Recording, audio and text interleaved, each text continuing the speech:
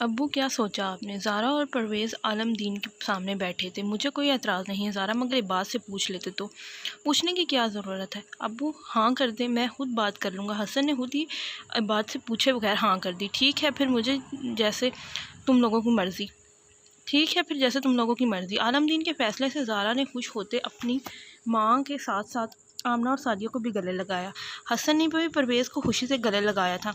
आलमदीन एक तरफ खुश भी थे मगर इबाद का सोचकर परेशान भी थे। मुंह मीठा करने के बाद ज़ारा और परवेज़ तो घर की तरफ चलती है। आखिर राबेल को भी तो ये खुशखबरी सुनानी थी।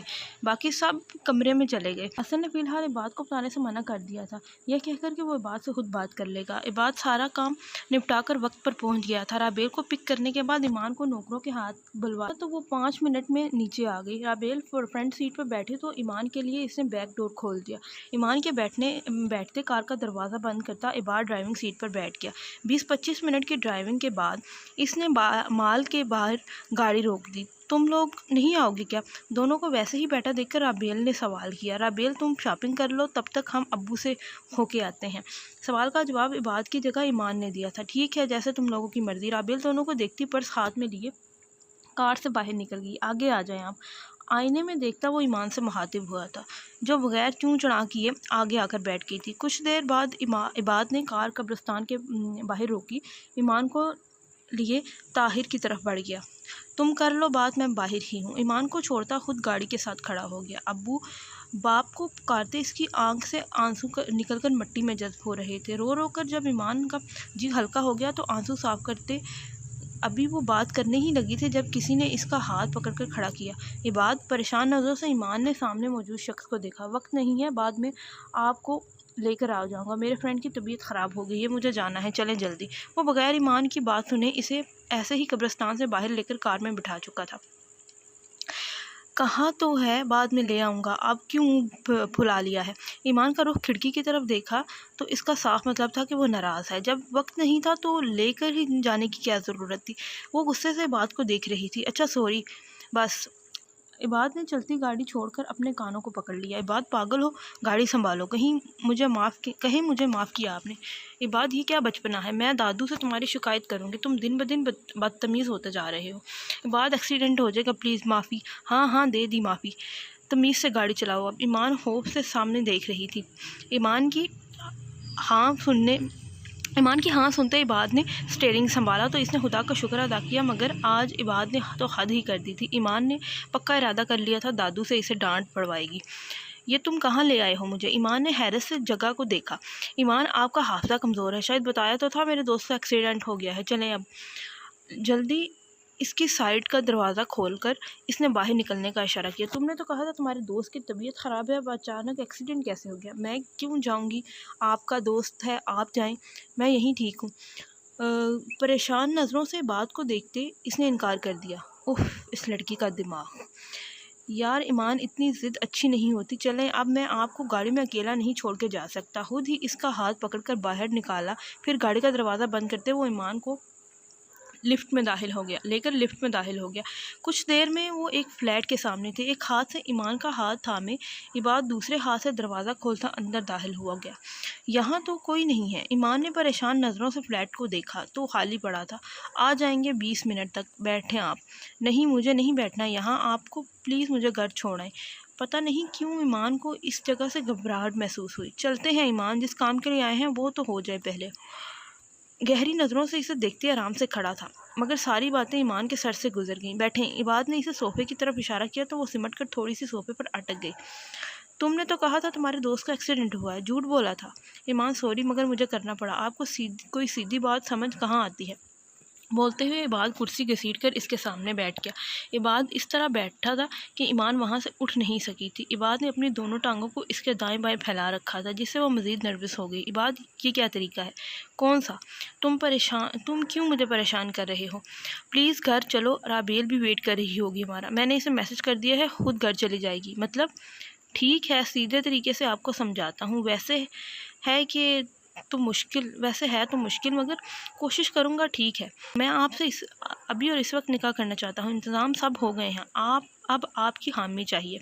गौर से ईमान का चेहरा देख रहा था, जिसके माथे पर इसकी बातें सुनकर शिकने मज़ीद बढ़ गई थी। तुम पागल हो, मुझे क्या बेवकूफ़ समझ रखा है तुमने? बहुत हुआ तुम्हारा, हटो आगे से, मुझे घर जाना है। तुमने हद से बढ़ रहे हो अब। ईमान ने हाथों से इसे पीछे हटाने की कोशिश की। प्लीज़ ईमान, इसके अलावा कोई चारा नहीं है, मान जाएं। इस वक्त इबाद के सर्द लहजे की वजह से ईमान की आंखों में खौफ उमड़ आया। इबाद, प्लीज़ तुम मजाक कर रहे हो ना? ईमान ने बेयकीनी से इसे देखा। नहीं, ये मजाक नहीं है, ना मेरा ऐसा कोई इरादा है। एक थप्पड़ लगेगा तुम्हें। भंग पी के आए हो क्या? ये भी करके देख लें, आपकी ख्वाहिश है तो। इबाद ने अपना गाल आगे किया। इसकी हरकत पर ईमान का दिल कर रहा था इसका गला घोंट दे। मुझे ज़बरदस्ती करने पर मजबूर मत करे, आराम से खुद मान जाए। मुझे घर जाना है। ईमान की आंखों में आंसू आ गए। एक तो वो लड़की थी, ऊपर से माजूर। इबाद जैसे शख्स से मुकाबला करना इसके लिए बस की बात बिल्कुल भी नहीं थी। ठीक है, जाएं, ये भी शौक़ पूरा कर लें अपना। ज़ारा पीछे हटकर ईमान को रास्ता दिया तो वो भागकर दरवाजे के पास पहुंची। अब इसे खोलने की कोशिश कर रही थी, जो खुल के नहीं दे रहा था। कर ली कोशिश, चलें अब। ईमान का हाथ पकड़ा, इसे एक कमरे में ले आया, जहाँ एक बेड, ड्रेसिंग टेबल और सिंगल सोफ़ा था। कमरे का साइज़ तो ईमान के कमरे से भी छोटा था। मैं तुम्हारी कोई बात नहीं मानूंगी। अब की बार वो चिल्ला उठी। आपको माननी पड़ेगी डियर ईमान। चेहरे पर मुस्कुराहट लाए कमरे से बाहर निकल गया, जहां बाहर के दरवाजे पर बेल बज रही थी। इबाद ने दरवाज़ा खोला तो इसके दोस्त बाहर खड़े थे, साथ एक मौलवी भी था। सबको अंदर आने का कहकर इसने दोबारा दरवाज़ा बंद किया, फिर सबके साथ आकर बैठ गया। आप तैयार हों तो शुरू करें। मौलवी ने इबाद को देखकर इजाज़त चाहिए। ज़रूर। हिम्मत जमा करके इसने बस इतना ही कहा। अजाबो कबूल के मराहिल तय करने के बाद इबाद अकेला ही मौलवी साहब को लेता कमरे में आ गया, जहां इसने ईमान को बंद किया था। जैसे ही इसने दरवाज़ा खोला, ईमान रोती हुई इसकी तरफ बढ़ी। प्लीज़ इबाद, ऐसा मत करो, शर्म करो, मैं तुमसे बड़ी हूँ, तुम्हारे ताया की बेटी हूँ। ज़ारों की तार रोते इसने इबाद को शर्म दिलानी चाहिए। तो क्या हुआ, खुद से बड़ी औरत से निकाह करना जायज़ है? आपने खुद मना कर दिया था शादी से। मैंने शराफत के साथ ही बात की थी ना पहले, इबाद ने सफाकी से कहा। ईमान को बेड पर खींचकर बिठाता मौलवी को पहले ही इसके दोस्त धमका कर लाए थे। इबाद ने कड़े तेवर लिए इसे पूछने का इशारा किया। ईमान ताहिर आलम, आपको इबाद हसन आलम के निकाह में दिया जाता है, क्या आपको ये निकाह कबूल है? एक बार पूछने पर जब जवाब न मिला तो दीवार के पास पड़ी कांच की बोतल उठाकर इबाद ने दीवार पर खींचकर दे मारी। आधी बोतल टूटकर नीचे बिखर गई, बाकी का हिस्सा इबाद के हाथ में ही रह गया, जिससे नोक की सूरत कांच बाहर निकला था।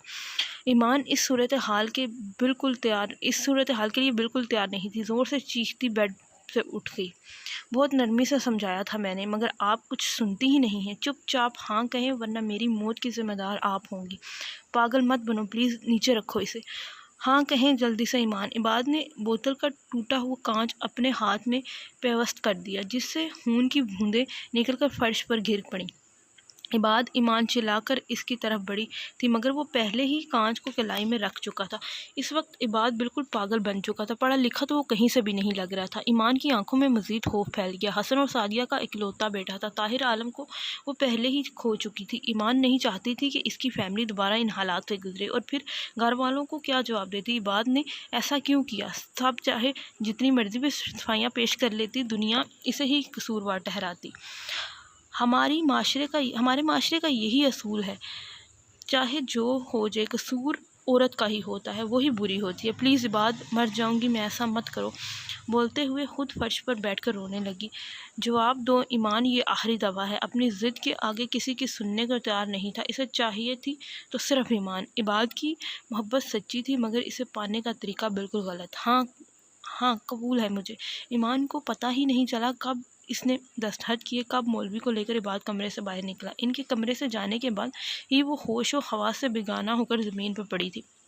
इबाद ने कमरे से बाहर जाकर अपना रुमाल हाथ को लपेट लिया था। फिर सबसे मुबारकबाद लेकर उन्हें खाना पेश किया, जिसका इंतज़ाम भी वो पहले ही कर चुके थे। खाना खाने के बाद सब लोग चले गए तो दरवाज़ा बंद करता वो वापस ईमान की तरफ आया। इस लम्हे इसके चेहरे पर मुस्कान बिखरी थी। इस लम्हे इसके चेहरे पर मुस्कान बिखरी थी।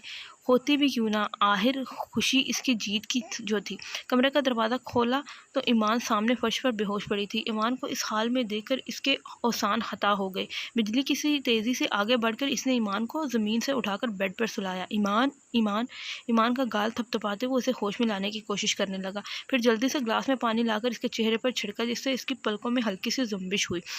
आई एम सॉरी, प्लीज़ मुझे माफ़ कर दो। ईमान की आंखें खुली तो बाद इस पर झुका हुआ माफ़ी मांग रहा था। उठकर बैठते ही एक हाथ ही इबाद को पीछे धक्का दिया, जिस पर इसने हथेलियों को पीछे बेड पर टिकाकर खुद को गिरने से बचाया।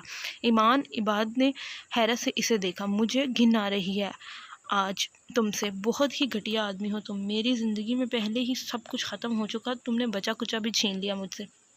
क्यों क्यों किया ऐसा तुमने बात? सिर्फ अपनी ज़िद के लिए मुझसे तुमने एक तलाक याफ्ता और माजूर औरत से ज़बरदस्ती निकाह कर लिया। ईमान मुंह हाथों में छुपाए अपनी बेबसी पर आंसू बहा रही थी। कोई ज़िद के लिए शादी नहीं की मैंने तुमसे, शराफत से हाथ मांगा था दादू से, पापा भी मौजूद थे, मगर इन लोगों ने इनकार कर दिया, ये कहकर कि तुम राज़ी नहीं हो। हाँ, मैं सब्र कर लेता, मगर वो लोग मेरा रिश्ता राबेल से तय करने का सोच रहे हैं। इबाद ने कंधों से थाम कर ईमान की आंखों में देखा। राबेल नाम लेते वो फिर से फूट पड़ रो पड़ी। तुमने मुझे राबेल का भी गुनहगार बना दिया। वो सोचेगी मैंने इससे बदला लेने के लिए सब किया। पुप्पो और बाकी सब गार वालों को क्या कहूँगी मैं? आगे का सोच कर ही वो डर गई थी। कोई कुछ नहीं कहेगा, मैं खुद बात कर लूँगा सबसे। इबाद ने इसका हाथ थाम कर यकीन दिलाया। और राबेल को कैसे समझाओगे, वो प्यार करती है तुमसे। इबाद के हाथ को झटके बरहमी से बोली, क्या बकवास है ये? ऐसा कुछ नहीं है, राबेल ने मुझसे कभी ऐसा कुछ नहीं कहा। अगर ऐसा है भी तो मुझे परवाह नहीं, हर बार मैं ही क्यों कुर्बानी दूँ अपने प्यार की? ईमान की बात सुनकर इबाद का गुस्सा सवा नेज़े पर पहुंच चुका था। शट अप, तुम अंधे हो सकते हो, मैं नहीं। इसकी आंखों में तुम्हारे लिए प्यार देखा है मैंने।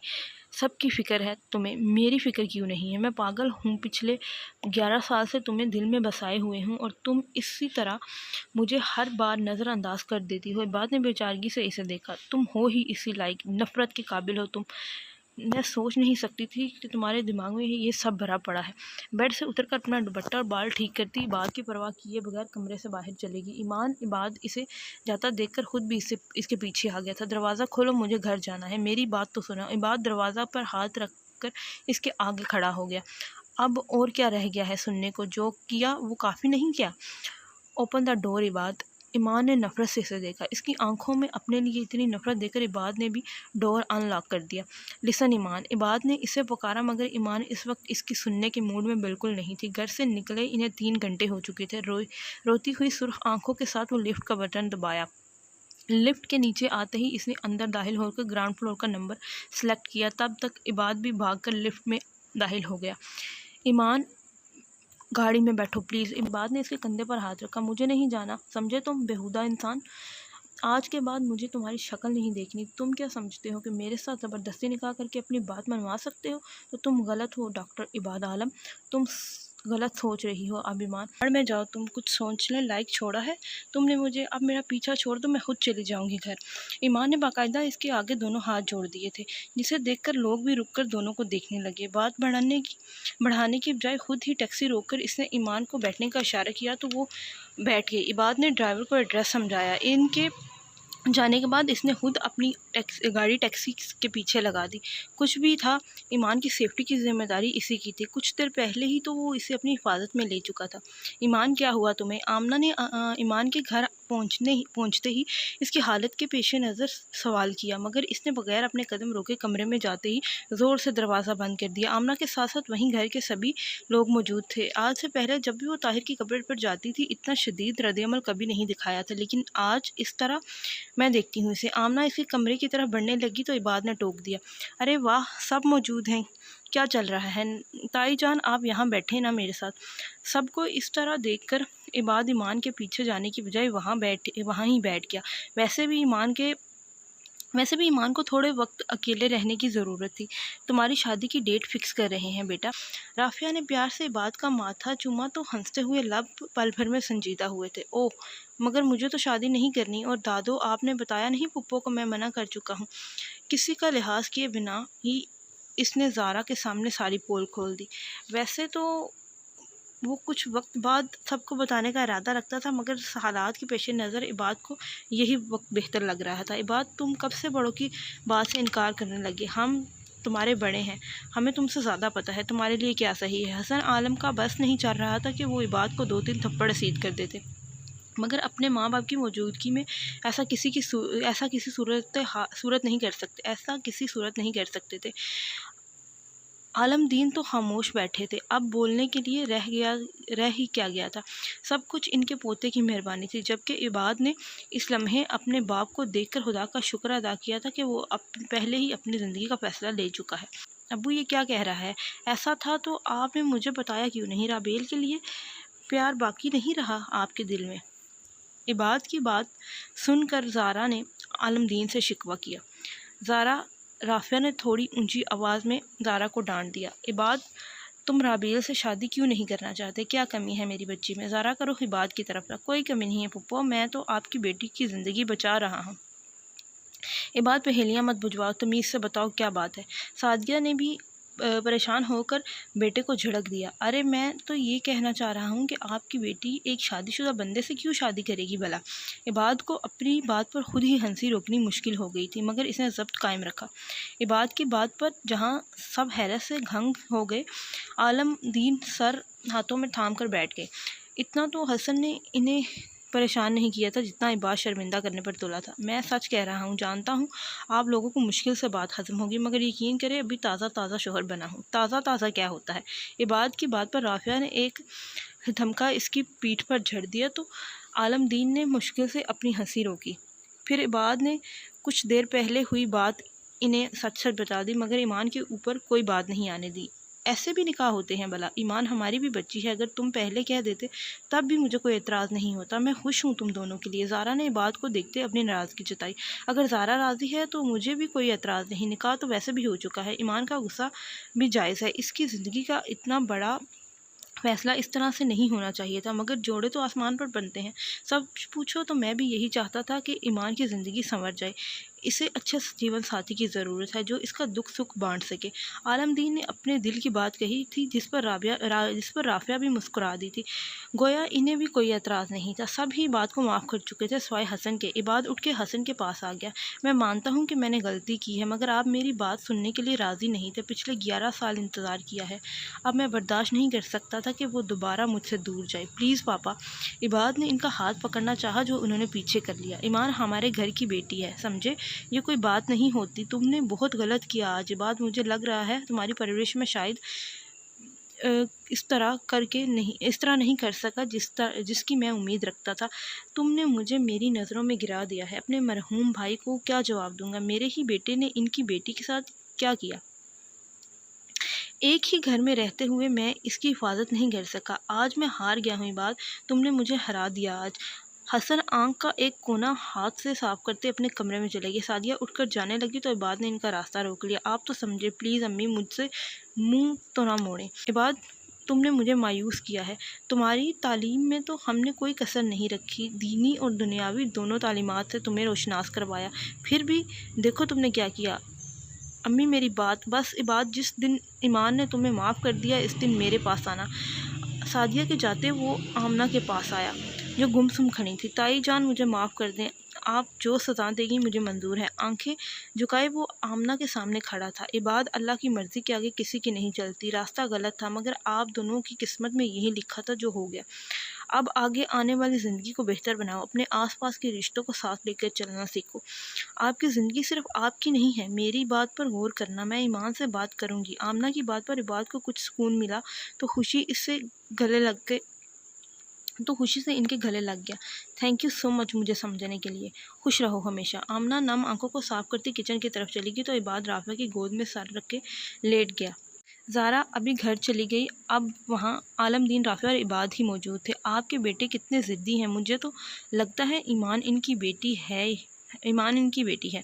गलती से गलत पते पर पहुँच गई होगी। मुँह सुकेड़ते वो आलमदीन से मुखातिब था। नालायक, तुम खुद इसे गुस्सा दिलाते हो। कोई अच्छा काम भी तो कर लिया करो। आलमदीन ने सोए सोए को थप्पड़ जड़ दिया। मैं तो आया था, आप लोगों ने बात ही नहीं मानी, क्या करता फिर। इबाद ने ऐसी शक्ल बनाई जैसे कि इसके अलावा कोई मासूम ही नहीं। ड्रामेबाज, अगर ये साथ ना देते तुम्हारा तो अब तक हसन के हाथ तो लाल पीले हो जाते तुम। राफिया इसके हाथ पकड़े मुआयना करने में मसरूफ़ थी। वो तो है। इबाद ने उठकर दोनों को गले लगाया तो दोनों मुस्कुराए।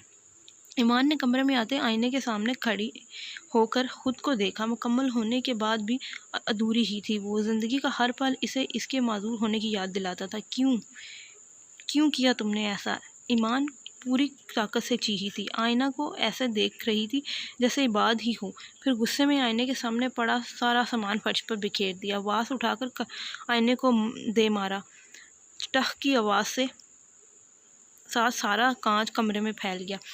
कहते हैं अल्लाह अपने बंदे से 70 माओं से ज़्यादा प्यार करता है। ये कैसा इंसाफ है तेरा? ईमान आसमान की तरफ देखते अल्लाह से शिकवा कर रही थी। आंसू बहाती उठकर वॉशरूम चली गई। शावर चलाकर इसके नीचे खड़ी हो गई। सर्दी में ठंडा पानी भी इसके दिल में लगी आग को ठंडा नहीं कर पा रहा था। ऐसे ही पानी में सर घुटनों में दिए अपना माजी खंगालने लगी। आज से 2 साल पहले भी इसकी ज़िंदगी में ये दिन आ चुका था। कैसे अरमान सजाए थे इसने जो वक्त के साथ साथ खाक में मिल गए। माजी, अम्मी मुझे ये शादी नहीं करनी। आशिर ने सामने खड़ी माँ को गुस्से से देखा था। क्यों नहीं करनी? वो मेरे भाई की बेटी है, अच्छी भली बच्ची है, तुम खुश रहोगे। ज़ारा ने प्यार से इसे समझाने की कोशिश की। आप पूछ रही हैं क्या कमी है इसमें? आशिर ने भवें उचकार कर ज़ारा को देखा। घर की बच्ची कहाँ है, कहाँ जाएगी? ताहिर कितना परेशान है और फिर तुम्हारे मामू की बेटी है तो मैं क्या करूँ? मैंने सबका ठेका नहीं लिया। आशिर माँ है, ये तुम्हारी तमीज़ से बात करो, दिन ब दिन बिगड़ रहे हो तुम। ज़ारा से ऊँची होती इसकी आवाज़ पर परवेज़ ने इसे झाड़ फैला दी। तुम क्या चाहते हो? अपने माँ बाप को मना कर दूँ मैं? इन्होंने कितनी उम्मीद से बात की है मुझसे, मान जाओ ना। ज़ारा ने मिन्नत की थी। ठीक है, मगर बाद में मुझसे शिकवा शिकायत मत कीजिएगा। वैसे भी मैं मुल्क से बाहर जाने वाला हूँ, वो आपके साथ ही रहेगी। आशिर ने बेजारी से ज़ारा को देखा। हाँ ठीक है, कोई मसला नहीं, मैं ईमान को अपने साथ ही रखूँगी। आशिर के हाँ करते ज़ारा खुश हो गई थी, ये सोचे बगैर कि इसकी हमदर्दी किसी और के लिए अज़ाब बन सकती है। जैसे ही ज़ारा ने आलमदीन को हाँ की थी, ताहिर समेत सब खुश थे। ताहिर को कुछ दिनों की छुट्टी मिली थी। वो चाहता था कि वो अपनी बेटी के फ़र्ज से सबकदोश हो जाए। ताहिर की बात मानते हुए आलमदीन ने खुद ज़ारा से आशिर और ईमान के बारे में बात की थी, जिस पर इसने कुछ वक्त मांगा था। चट मंगनी और पट ब्याह वाला मामला था। सारी खरीदारी आमना और ताहिर ने ईमान के लिए खुद से की थी तो घर ही की बात, मगर वो बेटी को किसी चीज़ की कमी नहीं होने देना चाहते थे। 2 दिन बाद ही दोनों का निकाह रख लिया गया था। आशिर तो घर पर ना रहता था।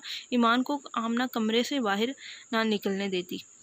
घर के काम वगैरह तो वो वैसे भी ना करती थी। आमना इसे हर काम से दूर रखती थी। इसकी वजह ये थी कि 1 बार 2 बार काम करते हुए ईमान खुद को चोट लगवा चुकी थी। मेरा बेटा क्या करा है? ताहिर ने कमरे में झांको तो ईमान बालों में कंघी करने की कोशिश कर रही थी। कुछ नहीं अब्बू, बस ये। ईमान ने उदास होकर ताहिर को कंघा दिखाया।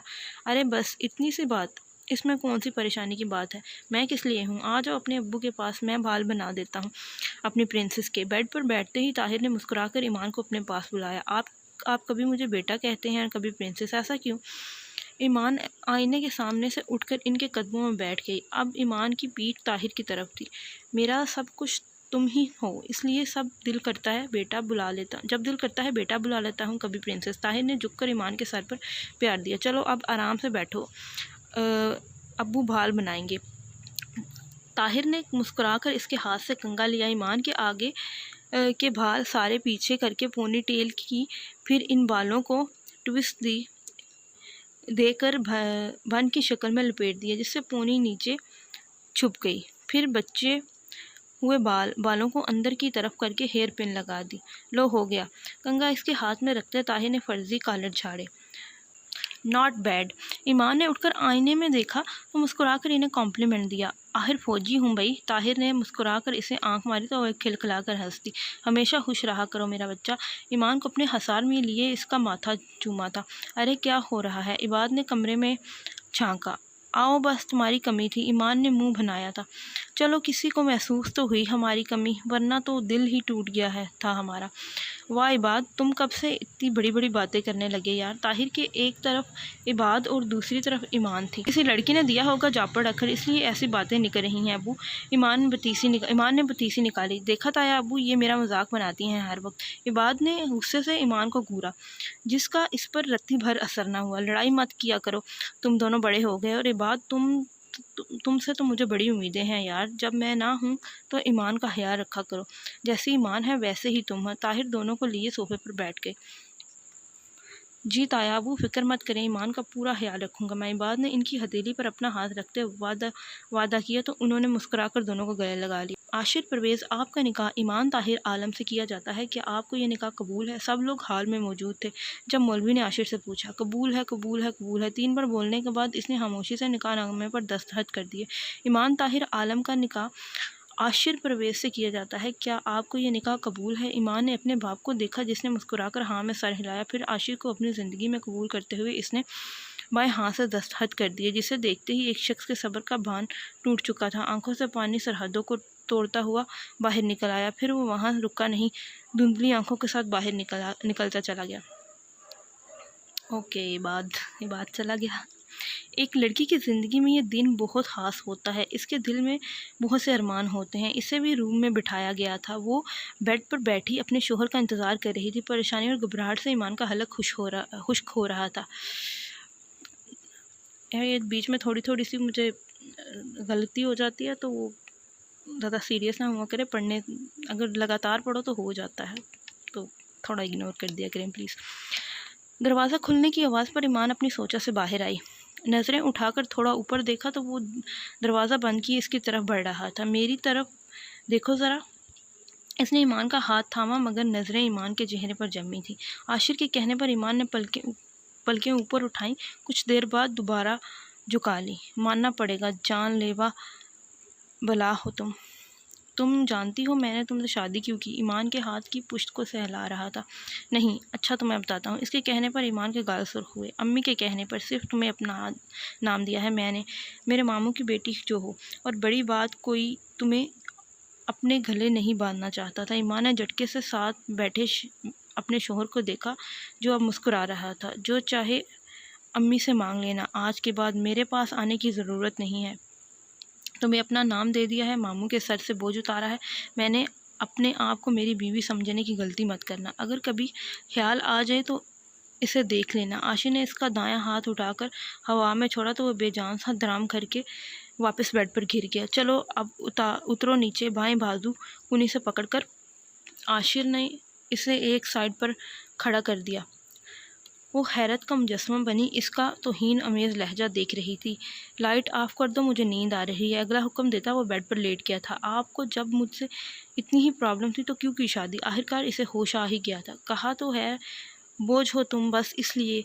ईमान को हकारत से देखता इसकी रूह को छलनी कर गया था। तो इस बोझ को अपने सर पर क्यों लादा? आशिर परवेज़, तुम इनकार कर देते, मेरी ज़िंदगी क्यों बर्बाद की तुमने? ईमान को समझ नहीं आ रही थी ये सब शादी के बाद क्यों बोल रहा है। वो खुद को देखा है कभी?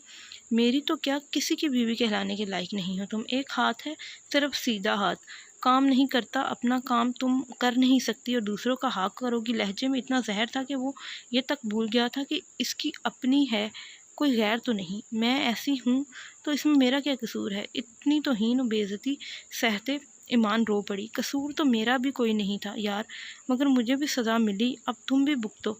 सज़ा? मैं सज़ा हूँ? बड़बड़ाते हुए शायद खुद को यकीन दिला रही थी। काफ़ी देर रोने के बाद इसे ख्याल आया कि अपने घर चले जाए, अपने अम्मी अब्बू के पास, जो इसे सज़ा तो नहीं समझते थे। नहीं, वो कितने खुश हैं मेरे लिए, ये दिन इनका ख्वाब था। वैसे भी यही सच है ईमान, कोई तुझे कबूल नहीं करेगा इस खामी के साथ। आंसू पोंछती उठकर खड़ी हो गई। बेड से तकिया उठाने की घर से हाथ बढ़ाया तो आशिन ने इतनी ज़ोर का धक्का दिया कि ईमान पीछे की तरफ ज़मीन बोस हो गई। खामोशी से यहाँ पड़ी रहो, समझी? मेरी चीज़ों को हाथ लगाने की ज़रूरत नहीं है। ईमान को वो अपना सगा तो दूर इंसान भी नहीं लग रहा था। मैं कहाँ सोऊंगी? इसने नम आंखों से इस बेरहम इंसान को देखा जो मज़े से बेड पर लेटा था। ज़मीन पर यार, और कहाँ? और सुनो, नीचे बिछाने के लिए कोई चीज़ ढूंढने की ज़रूरत नहीं है, इस कमरे में नहीं है। सोफ़ा अम्मी ने निकाल दिया है, पुराना हो गया था, अब तुम देख लो प्लीज़। आशिर, इतनी ठंड है, सर्दी में मुझे नींद नहीं आएगी। ईमान ने इल्तिजा की, शायद इसे रहम आ जाए। आई डोंट केयर, अब मुझे आवाज़ ना देना वरना तुम जा सकती हो बाहर। फिर अपने घर वालों को देती रहना जवाब। हाँ, हाथ बढ़ाकर लाइट ऑफ करता वो सो चुका था। काफ़ी देर बेड से टेक लगाकर बैठे। जब ईमान थक गई तो वो अपना ड्रेस लेकर वॉशरूम में चेंज करके वापस आई। अपने बैग से शाल निकाली, फिर दो तीन मोटे कपड़े निकालकर इसका तकिया बना लिया। चादर अपने ऊपर लपेटी, ठंडे फर्श पर लेटी तो जिस्म को जैसे करंट लगा था। एक नज़र आशिर पर डाली, एक दफ़ा फिर इसकी आंखों से आंसू निकल आए। शादी के दूसरे दिन ताहिर को वापस ड्यूटी के ऑर्डर्स आ गए थे, तो ईमान को ढेर सारा प्यार करता सबसे रुखसत लिए वापस चला गया। यहाँ ईमान चुपचाप आशिर की बातें बर्दाश्त करती, किसी से एक लफ्ज़ तक न कहती। वो लड़की जिससे इसके घर वाले पानी तक ना मंगवाते थे, आशिर इससे अपने सब काम करवाता था। ज़ारा के सामने ये जाहिर करता कि ईमान को खुद शौक़ है। ईमान को भी आहिस्ता आहिस्ता एक हाथ से काम करने की आदत हो गई थी। अलबत्ता खाना आशिर इससे नहीं बनवाता था। शुरू में सारे काम ही इससे ख़राब हो जाते थे। एक दो बार मार भी खा चुकी थी, मगर हालात के साथ समझौता करना सीख लिया था।